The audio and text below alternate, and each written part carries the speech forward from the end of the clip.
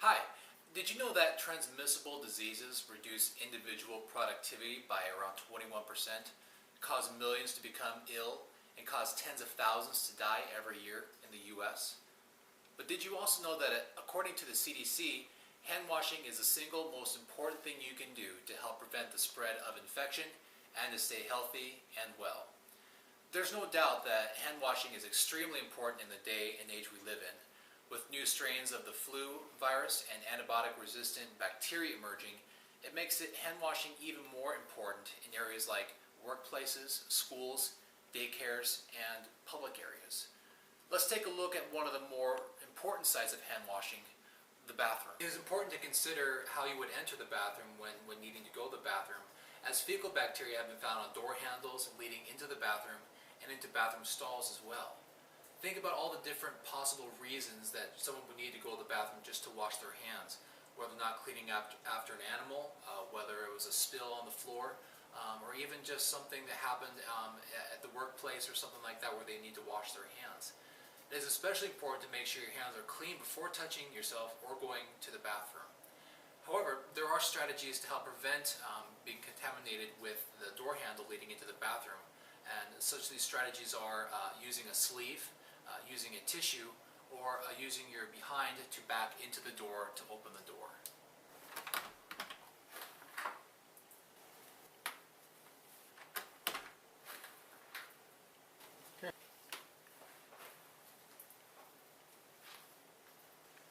So when washing your hands, it's important to first turn on the faucet, to wet your hands. Apply enough soap to cover all the surfaces of your hand. First step is to lather the front of your hands, covering all the surfaces of your hand. Next, you want to lace your fingers together and move backwards and forwards in a motion like this with your palms facing each other, making sure to get in between the fingers. The next step is to wash the back of your hands, lacing your fingers together again, and then to switch and do it with the opposite hand. The next step is to lock. You want to lock your hands together in a fist-like fashion and move your hands back and forth to scrub the back of your fingernail beds. The next step is to twist. You want to grasp your thumb with your other hand and you want to rotate back and forth, making sure to cover the entire surface of your thumbs. And you want to do this on both hands. The last and final step is to twirl your fingertips on the palm of the opposing hand.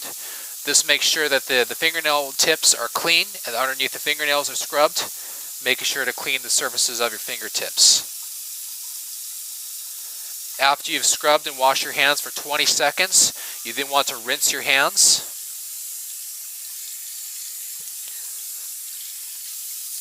Grab a paper towel and dry your hands. Making sure to dry your hands completely.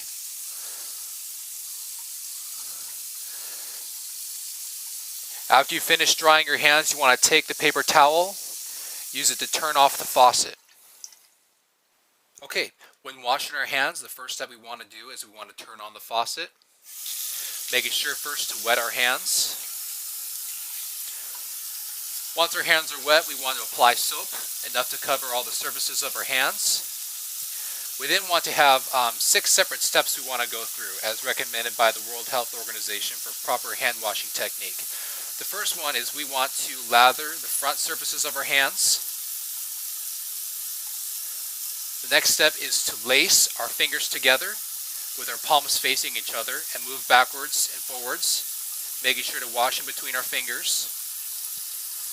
Then we also want to lace with the right palm over the left palm or over the left hand, making sure to clean again in between the fingers. Then we want to lace again with the other hand on top of the other.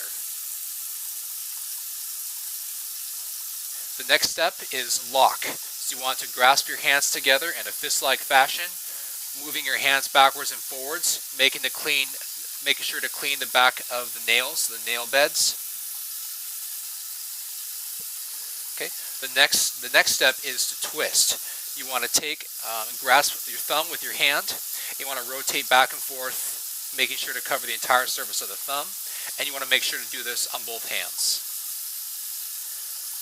The last step is to twirl. So you want to take your palm in one hand, you want to take your fingernails, and you want to rub them, the finger pads and your fingernails on the opposing palm. Making sure to do this with both hands.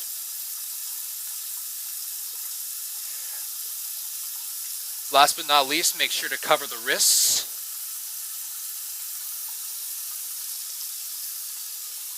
And any jewelry you might have, such as a ring or a watch or a bracelet. After you've scrubbed for around 20 seconds, you want to rinse off the water, rinse off the soap and water. Leave the faucet on, grab a paper towel and dry off your hands. It's important to leave the faucet on during this time because you don't want to recontaminate your hands. Also make sure to thoroughly dry your hands, as wet hands also makes it easier for bacteria and viruses to transfer to your hands and recontaminate them. After drying your hands, use the paper towel to turn off the faucet and keep the paper towel later for exiting the bathroom. So if the bathroom that you're washing your hands in does not have any paper towels, one way that you can turn off the faucet after you finish washing your hands is to use your elbow. However, not all faucets have a lever which allows you to turn off the faucet with your elbow. Some may have a turn knob, and that may present itself with unique challenges of how to turn that off without contaminating your hands. Look for a tissue or maybe a sleeve or something else that you can use to turn off the faucet without contaminating your hands. Okay, so actually only a third of people wash their hands after using the bathroom. So it's very important to use something like the paper towel you use to dry your hands to not only turn off the faucet after you get done washing your hands, but also on the way out to use it to open the door. So what you want to do is you want to grab the door handle with a paper towel and open it in order to exit. Once you have the door propped open with your foot or with your behind, then it is safe to dispose of the paper towel and go on about your day. If there are no paper towels in the restroom, another way you can exit the bathroom without recontaminating your hands is to use a paper tissue that are often placed in bathrooms to blow your nose and for facial purposes as well. Go ahead and grasp the door handle with a paper tissue and exit. Another method of getting out of the bathroom if you're wearing a long sleeve shirt is to use the sleeve of your shirt to exit the bathroom.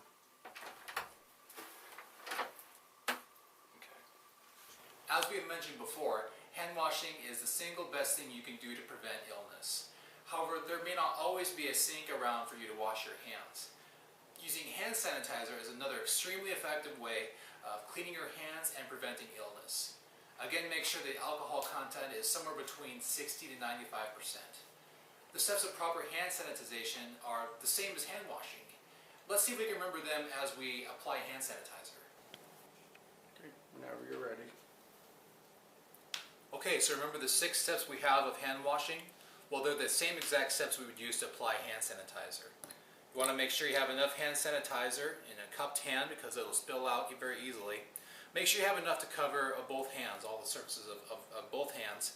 And then what you want to do is you want to lather, again, the first step, making sure to cover the front surfaces of your hands.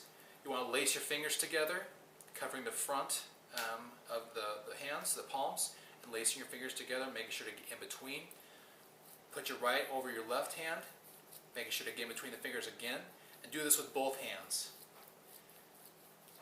Next, you want to lock your fingers together in a fist-like fashion, making sure to scrub the back of your fingernails. Then you want to twist, grasping your thumb with each hand. This ensures that you cover all the surfaces of the thumb. And then you want to twirl. Get your fingernails into the palm of your hand and rub them in, making sure to clean the finger pads as well. And then make sure to use the remainder of the hand sanitizer to cover your wrists as well. Once the hand sanitizer is dry, you're free to go about your day.